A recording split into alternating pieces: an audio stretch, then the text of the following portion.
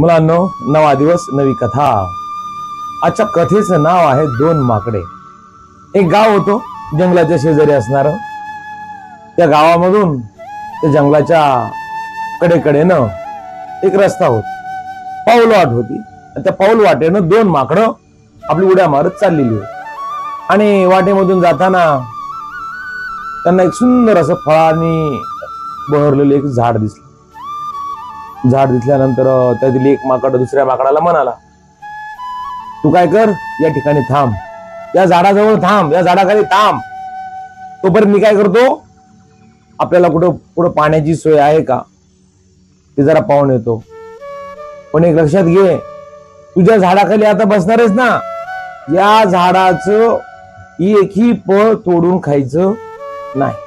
तो म्हणे ठीक आहे। आणि मग दुसरा माकड पुढं पाणी वगैरे शोधण्यासाठी गेला। पाणी शोधण्यासाठी गेल्यानंतर त्याने पाण्याचा वगैरे मागोसा घेतला, कानोसा घेतला। परत येताना त्या जंगलाच्या वाटेनं काही झाडं होती फळांची, त्यातली काही सुंदर सुंदर फळं तोडली आणि परत आला। पण परत आल्या आल्या पाहिलं, भयानक दृश्य त्याच्या डोळ्यासमोर त्याला दिसलं। दुसरं माकड ज्या झाडाखाली बसलं होतं ना, त्या फळांना बहरल्या झाडाखाली, ते माकड त्या ठिकाणी मूर्छित अवस्थेमध्ये पडलेलं, मरणासन्न अवस्थेमध्ये पडलं होतं। ते पाहिल्यानंतर या माकडाला धक्काच बसला।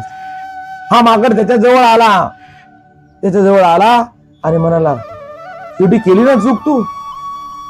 तो म्हणे, होय रे दादा, मी या झाडाची काही फळं खाल्ली आणि मला अशी मूर्छा आली। आणि मग तो मूर्छित पडलेला माकड त्या दुसऱ्या माकडाला म्हणाला, तुला कसं काय कळालं रे की या झाडाची ही फळं विषारी आहेत म्हणून? तो म्हणे, अरे वेड्या, एवढ्या जवळ माणसाने खचाखच भरलेलं गाव आहे, हा रस्ता एवढा रहदारीचा आहे, इथून नेहमी माणसं येता जात आहेत, तरी पण माणसांनी या झाडाला हात लावला नाही, यातल्या एकाही फळाला हात लावला नाही। आजूबाजूला बघतोस ना, सगळी झाडं त्यांना जळण्यासाठी, सरपणासाठी, आजूबाजूच्या झाडाला एकतरी फळ त्यांनी ठेवलंय का? एखाद्या झाडाची फांद्या व्यवस्थित ठेवल्यात का? आणि हे झाड फळांनी बहरलेलं राहिलंय, का राहिलं असेल याचा विचार तुला थोडाही आला नाही? मला कळालं होतं की या झाडाची फळं काय माणसानं खाल्ली नाही म्हणजे ती काय आहेत, विषारी आहे। आणि थोड्याच वेळानं काय झालं, ज्या माकडानं ती फळं खाल्ली होती ना, त्या माकडानं कायमचे डोळे बंद केले। काय बोध घ्यायचं मित्र?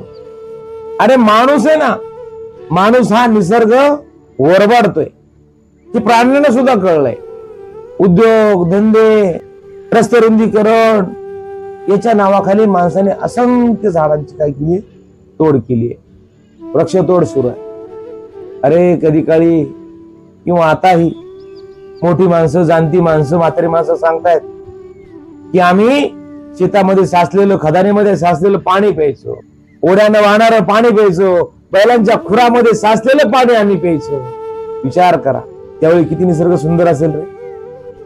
आणि आज आपण पाहतोय, नद्या असतील, नाले असतील, ओढे असतील, किती अस्वच्छ केलेत आपण। सगळ्या कारखान्यांचा मैला, शहराचा मैला, शहरातली सगळी घाण आपण त्या नद्यामध्ये नेऊन सोडली।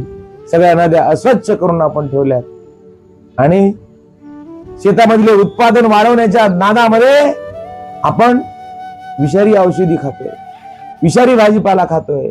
आणि आपलं दुर्दैव असं की जे आपण जैव तंत्रज्ञान पिकवतोय ना, त्याला आपण पैशाच्या लालचीपोटी एक्सपोर्ट करतोय आणि आपण विषारी भाजीपाला खातोय।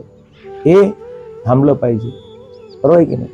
अतिरिक्त कीटकनाशक, रासायनिक खतं यांचा वापर थांबला पाहिजे। नसता या उत्पादन वाढीमधून आपण जो मिळवलेला पैसा आहे ना, हा सगळा पैसा आपल्याला वैद्यकीय बाबीवर काय करावा लागेल, खर्च करावा लागेल। ठीक आहे, खूप खूप धन्यवाद।